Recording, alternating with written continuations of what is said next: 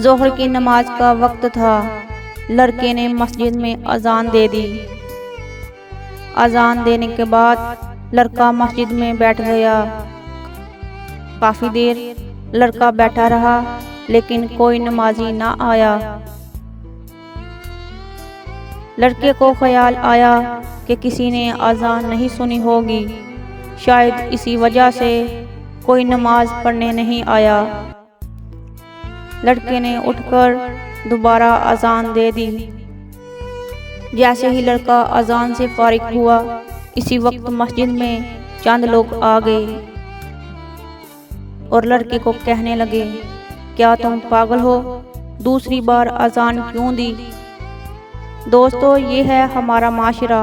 हमारे पास इबादत के लिए वक्त नहीं है और किसी दूसरों की गलती निकालने के लिए वक्त निकाल लेते हैं।